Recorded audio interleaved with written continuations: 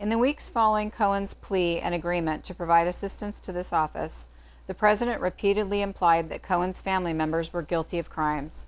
On December 3, 2018, after Cohen had filed his sentencing memorandum, the president tweeted, "Michael Cohen asks judge for no prison time." You mean he can do all of this terrible, unrelated to Trump, things having to do with fraud, big loans, taxis, etc., and not serve a long prison term?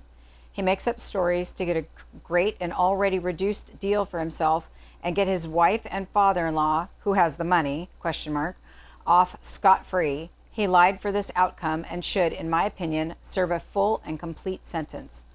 Harm to ongoing matter redacted. On December 12, 2018, Cohen was sentenced to 3 years of imprisonment.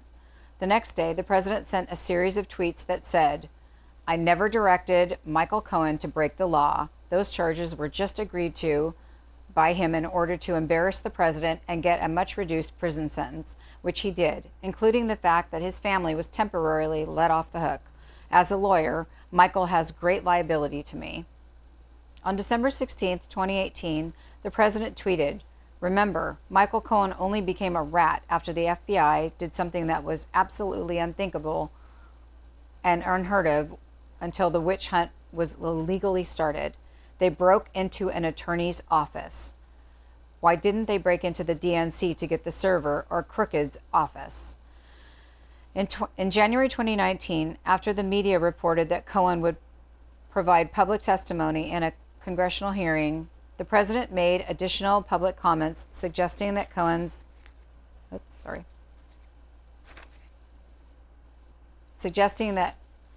family members had committed crimes. In an interview on Fox on January 12, 2019, the president was asked whether he was worried about Cohen's testimony and responded, "In order to get his sentence reduced," Cohen says, "I have an idea. I'll give you some information on the president." Well, there is no information. But he should give you information maybe on his father-in-law, because that's the one that people want to look at. Because where does that money? That's the money in the family. And I guess he didn't want to talk about his father-in-law. He's trying to get his sentence reduced. So it's pretty sad.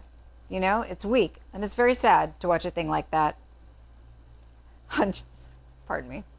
On January 18th, 2019, the president tweeted, "Kevin Corke at Fox News, don't forget, Michael Cohen has already been convicted of perjury and fraud, and as recently as this week, the Wall Street Journal has suggested that he may have stolen tens of thousands of dollars, lying to reduce his jail time. Watch father-in-law." On January 23rd, 2019, Cohen postponed his congressional testimony, citing threats against his family. The next day, the president tweeted, "So interesting that bad lawyer Michael Cohen, who sadly will not be testifying before Congress, is using the lawyer of crooked Hillary Clinton to represent him. Gee, how did that happen?"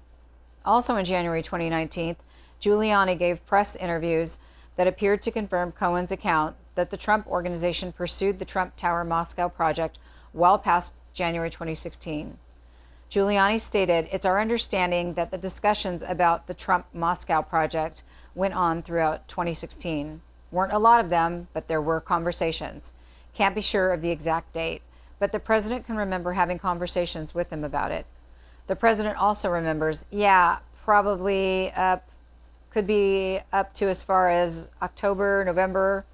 In an interview with the New York Times, Giuliani quoted the president as saying that the discussion regarding the Trump Moscow project were going on from the day I announced to the day I won.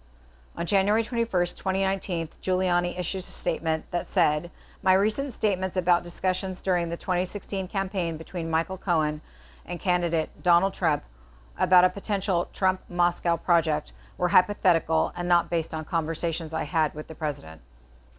Analysis. In analyzing the president's conduct related to Cohen, the following evidence is relevant to the elements of obstruction of justice. A. Obstructive act. We gathered evidence of the president's conduct related to Cohen on two issues. One, whether the president or others aided or participated in Cohen's false statements to Congress. And two, whether the president took actions that would have the natural tendency to prevent Cohen from providing truthful information to the government. First, with regard to Cohen's false statement to Congress, while there is evidence described below that the president knew Cohen provided false testimony to Congress about the Trump Tower Moscow project, the evidence available to us does not establish that the president directed or aided Michael Cohen's false testimony.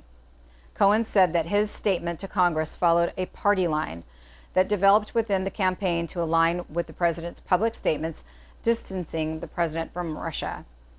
Cohen also recalled that in speaking with the president in advance of testifying, he made it clear that he would stay on message, which Cohen believed they both understood would require false testimony.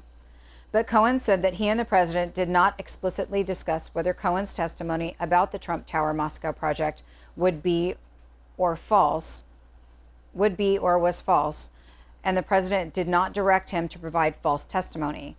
Cohen also said he did not tell the president about the specifics of his planned testimony.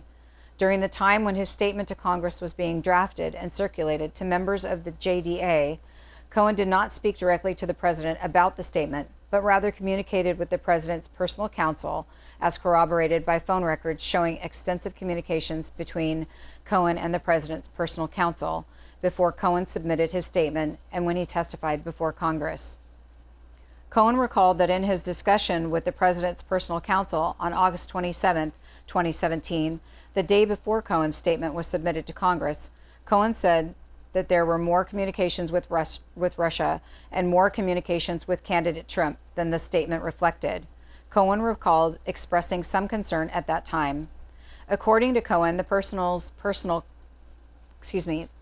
personal counsel, who did not have first-hand knowledge of the project, responded by saying that there was no need to muddy the water, that it was unnecessary to include those details because the project did not take place, and that Cohen should keep his statement short and tight, not elaborate, stay on message, and not contradict the president. Cohen's recollection of the content of those conversations is consistent with direction about the substance of Cohen's draft statement that appeared to come from members of the JDA. For example, Cohen omitted any reference to his outreach to Russian government officials to set up a meeting between Trump and Putin during the United Nations General Assembly.